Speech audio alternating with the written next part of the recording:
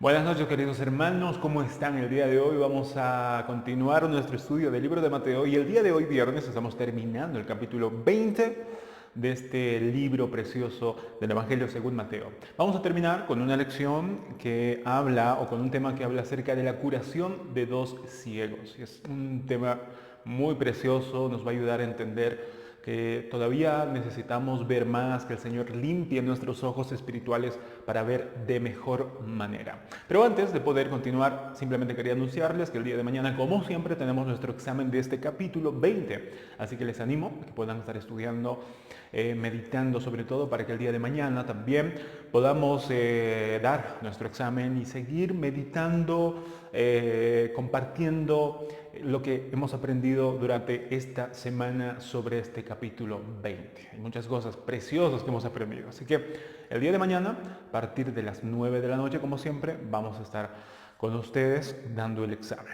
Muy bien, capítulo 20, versículo 29. El día de hoy vamos a tocar estos versículos y vamos a ver una escena. Jesús ya había hablado a sus discípulos a solas diciéndoles que el que quiera ser grande, el que quiera ser el primero, tiene que ser el último, tiene que ser vuestro siervo, porque el reino de los cielos es muy diferente al reino de este mundo, a los reinos de este mundo.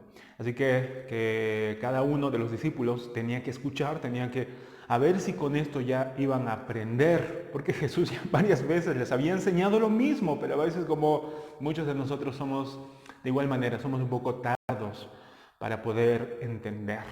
Bueno, Jesús les habla a sus discípulos, termina de hablarles y sigue el relato, porque Jesús estaba yendo, no se olviden, está de camino a Jerusalén para ahí terminar su misión en esta tierra y dar su vida en rescate por muchos, como dice el versículo 28. Versículo 29, dice el texto: al salir ellos de Jericó, porque Jericó estaba más o menos entre el norte de Galilea y camino obviamente a Jerusalén.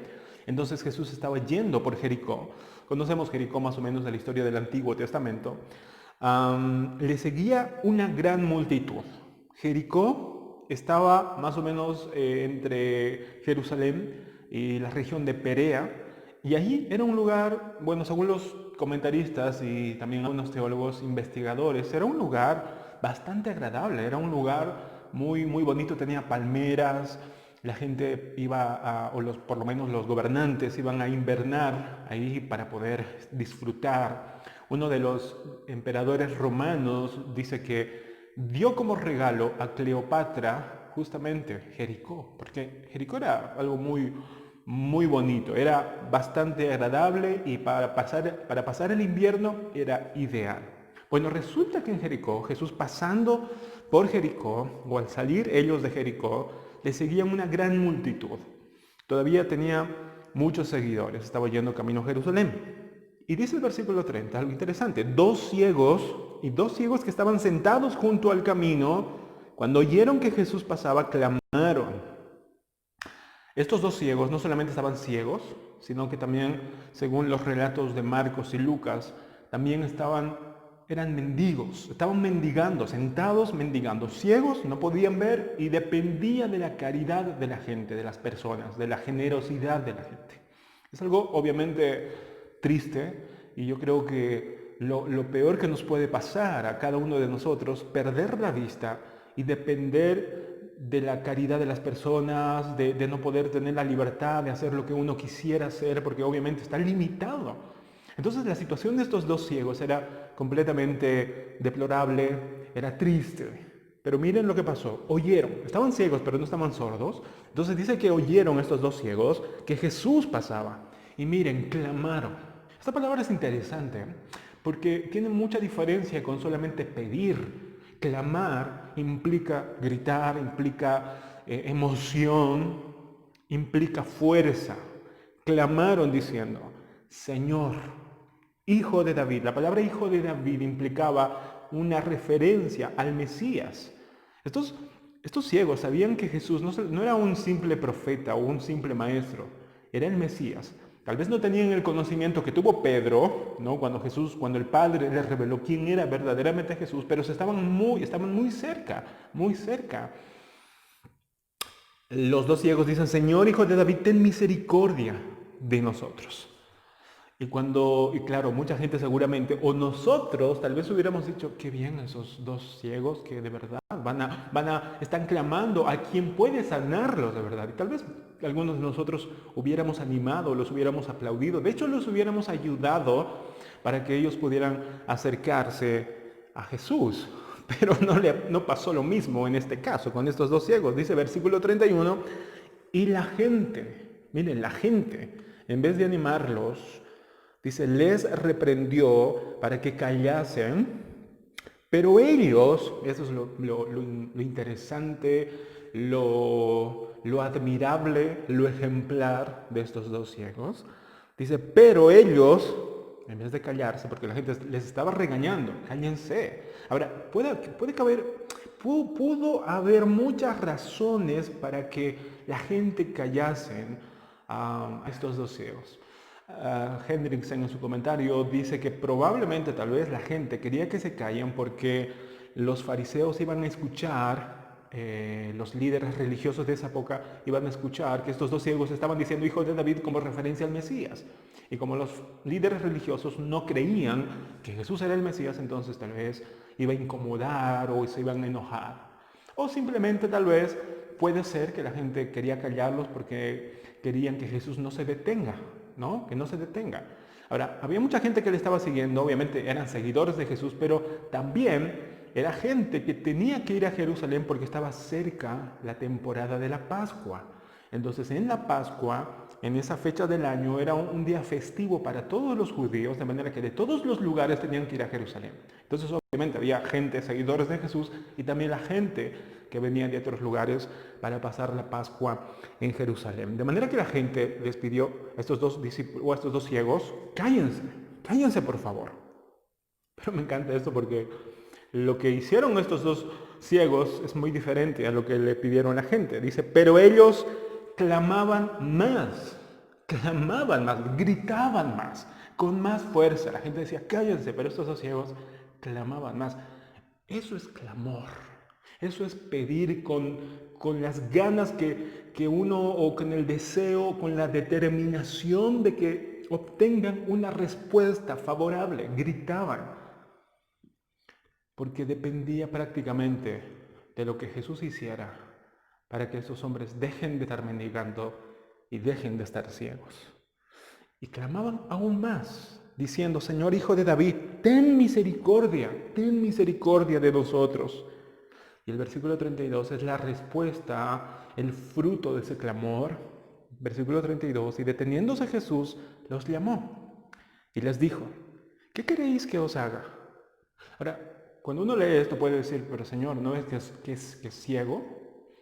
¿No ves que son ciegos? Obviamente van a querer ver. Pero es probable que tal vez Jesús quería escuchar de ellos qué es lo que querían, porque hay mucha gente que está necesitada o que está inválida o que tal vez en este caso estaba ciega, pero hay mucha gente que en vez de pedir que se les sanasen, tal vez hubiera pedido dinero, hubiera pedido limosna. Y eso es muy interesante porque hoy en día las personas que ayudamos porque tenemos que ayudar. Pero lo correcto y mejor siempre es, y de hecho algunas ONG siempre buscan eso, no simplemente darles dinero, sino ayudarles a que puedan capacitarse, a que puedan estudiar, a que puedan tener las herramientas necesarias para que ellos mismos trabajen y se ganen el pan del día, de manera que ya no van a depender de uno, sino de ellos mismos. Hay mucha gente que tiene alguna necesidad y en vez de pedir y en vez de enfocarse en el problema real, que es tal vez su necesidad, su carencia, alguna deficiencia que él tiene, a veces en vez de enfocarse en eso está enfocándose más en las cosas secundarias, en las cosas materiales.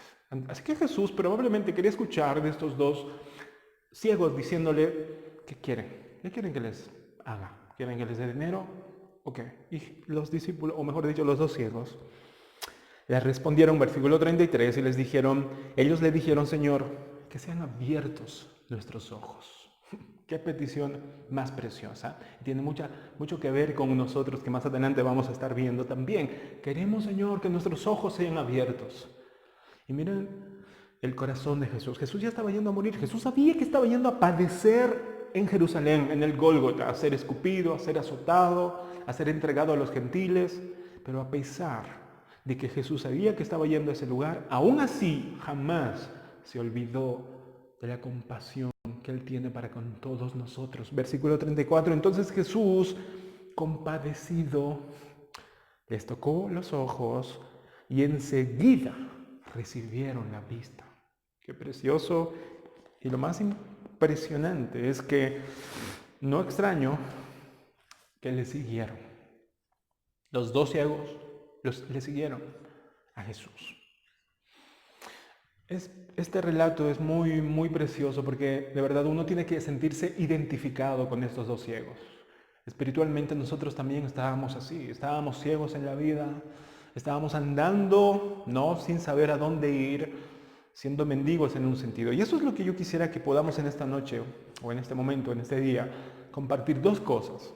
Yo quisiera que podamos ver dos cosas. En primer lugar, la ceguera espiritual, hermanos, la ceguera espiritual siempre va de la mano de la limosna, de la necesidad, de la caridad, de pedir la mano, porque está ciego. Una persona ciega no puede trabajar normalmente y siempre va a depender de otras personas y siempre va a estar pidiendo limosna. Y espiritualmente nosotros éramos así, porque nosotros cuando éramos ciegos espirituales, antes de conocer a Cristo, antes de ver la luz, nosotros también pedíamos limosna. Y usted dirá, yo nunca fui a la calle a pedir limosna, pero espiritualmente pedíamos limosna de este mundo. ¿En qué sentido? Pues pedíamos limosna de los favores de este mundo. Estábamos pidiendo limosna de los deleites de este mundo, un poco de deleites de este mundo, de la aprobación de este mundo, de su aceptación de este mundo, de poder encajar en este mundo. Entonces seguíamos la moda de este mundo, seguíamos lo que este mundo nos dictaba para que este mundo nos aceptara, para que este mundo nos amara, o para poder quedar bien, para sentirnos bien con este mundo. Entonces, como este mundo es perverso, como este mundo no tiene compasión, no es como el Señor, y este mundo está dirigido, Efesios, por el maligno, de manera que Él es el príncipe de este mundo, y obviamente Él jamás actúa con compasión, Él jamás actúa con misericordia como nuestro Señor. De manera que nosotros estábamos como estos dos ciegos. Primero éramos ciegos espiritualmente, no podíamos ver, no sabíamos a dónde estábamos yendo, no teníamos lo que dice la palabra del Señor, con qué limpiará el joven su camino, con guardar tu palabra, no teníamos la palabra, o no podíamos decir como el salmista, lámpara es a mis pies tu camino, o tu palabra en mi camino. Como diciendo, cuando yo estoy andando por un sendero oscuro, ya tengo la lámpara, que es la palabra de Dios, que me alumbra por dónde estoy yendo. Pero antes no teníamos eso. O sea, no solamente estábamos andando en tinieblas, sino que nosotros estábamos ciegos, no nos dábamos cuenta que estábamos andando en tinieblas. Y esto nos hacía dependientes del sistema de este mundo, del sistema de este mundo. Y de los pecados que muchas veces nosotros hemos cometido y hemos sido esclavos de esos pecados, incluso esclavos de lo que nos controlaba. El apóstol Pablo decía, todo lo que te controla te vuelves esclavo de lo que te controla. Y como nos controlaba muchas cosas, deleites, muchos hábitos pecaminosos, éramos esclavos de esas cosas. Entonces, cada vez que nosotros veamos y nos demos cuenta que estamos andando con una ceguera aún en nuestros ojos, siempre va a estar de la mano la mendicidad, el pedir limosna de este mundo. Como el hijo pródigo. El hijo pródigo se fue con la herencia de su padre, desperdició absolutamente todo, estaba ciego espiritualmente, y como uno está ciego y no sabe a dónde va y no sabe que está yendo en peligro, entonces obviamente con la ceguera siempre viene la necesidad. Y tenía que estar trabajando, alimentando a los cerdos. Para un judío obviamente era algo insoportable ver a un cerdo o trabajar con los cerdos. Incluso tenía tanta hambre que quería comer los alimentos incluso de los cerdos, porque la ceguera siempre va de la mano de la necesidad, de la mendicidad. Hasta que hemos conocido a Cristo, hermanos. Hasta que hemos conocido a Cristo, Dios quitó el velo de nuestros ojos, nos hemos dado cuenta por dónde estábamos yendo, nos hemos dado cuenta de nuestra condición y hemos tenido que clamar en nuestro corazón diciendo, Señor, sálvame, sálvame, Señor, mira cómo estoy. El Señor nos limpió con su sangre preciosa. Si usted ha recibido a Cristo en su corazón, entonces el Señor lo limpió, le quitó de ese lugar, como dice en Salmos.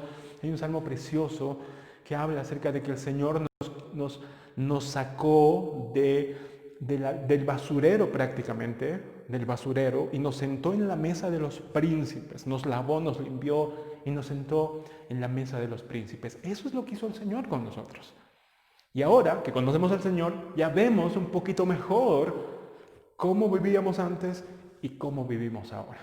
Antes no era vida lo que teníamos, era supervivencia, era más o menos tratar de vivir a costa de nosotros dar nuestra fuerza, nuestro honor a este mundo y recibir nada a cambio, un poquito de placer, un poquito de deleite nada más. Y luego teníamos esa necesidad hasta que Dios nos quitó el velo de nuestros ojos, nos hemos dado cuenta de nuestra situación, nos hemos dado cuenta de dónde estábamos andando, vinimos a la cruz de Cristo, nos perdonó, nos limpió y ahora sabemos a dónde estábamos, a dónde vamos, mejor dicho. Ahora sabemos cuál es nuestro destino y podemos ver y distinguir entre lo bueno y lo malo.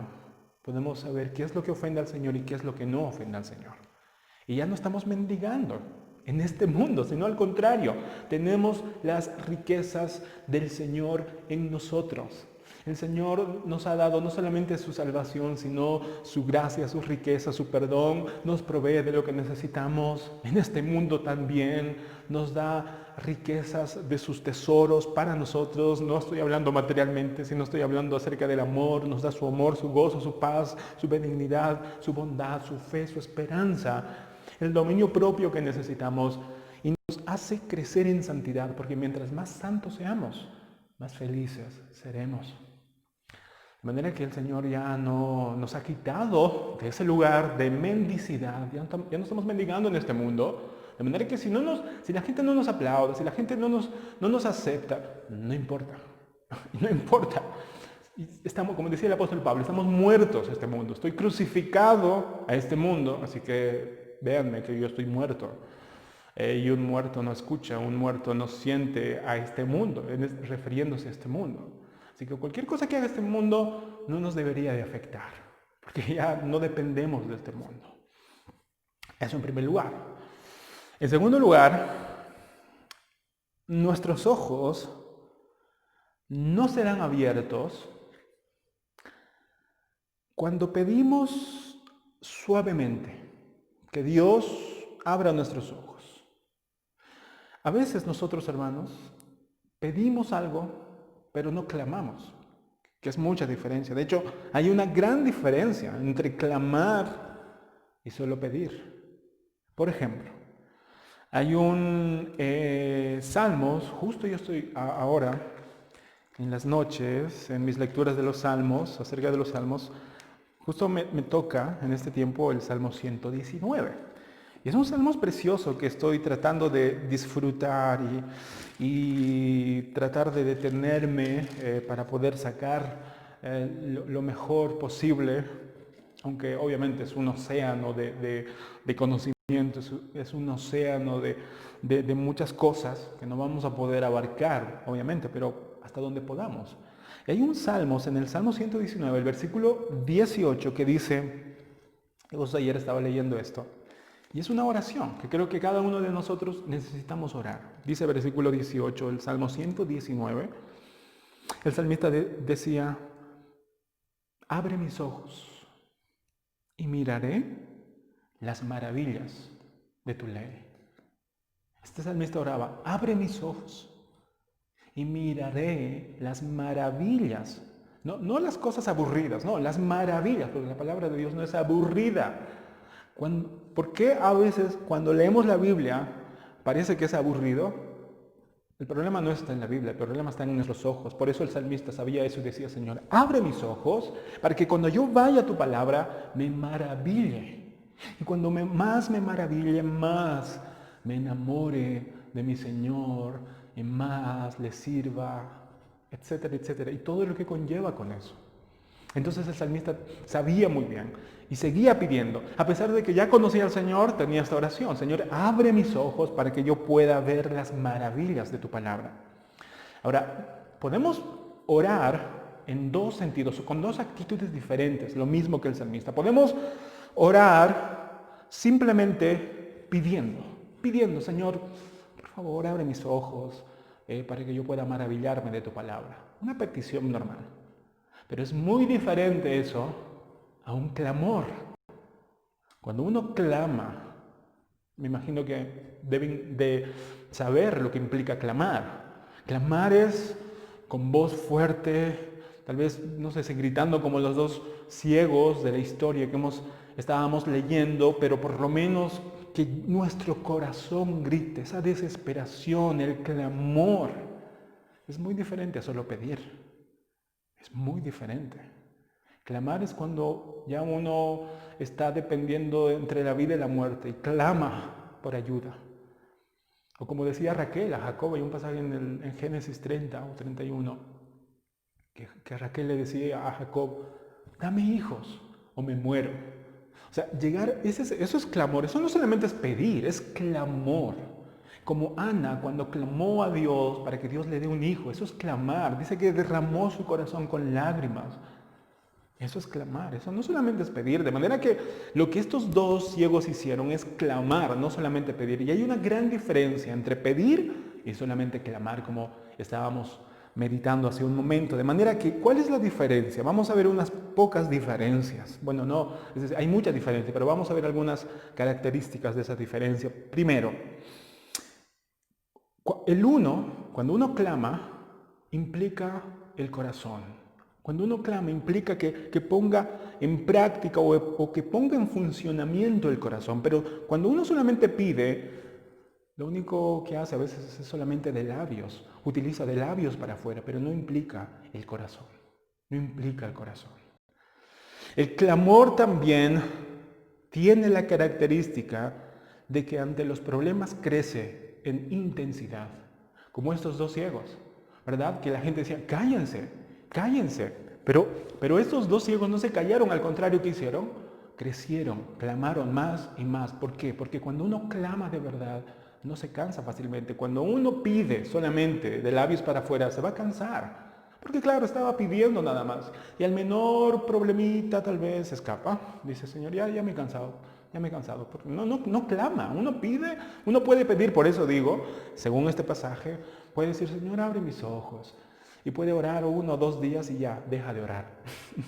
Pero cuando uno clama de verdad, es todos los días, clamando todos los días. Señor, abre mis ojos para mirar y para maravillarme de tu ley. El clamor tiene esa implicancia, el clamor crece, el clamor suele crecer, no disminuir con el tiempo, no se rinde, no se cansa, es perseverante el clamor.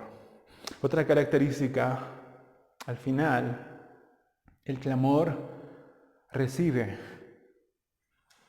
lo que pide, lo que clama. En este caso recibe la vista, va a recibir la vista, pero el que solo pide va a seguir en tinieblas, engañado, pensando que ve, pero no está viendo.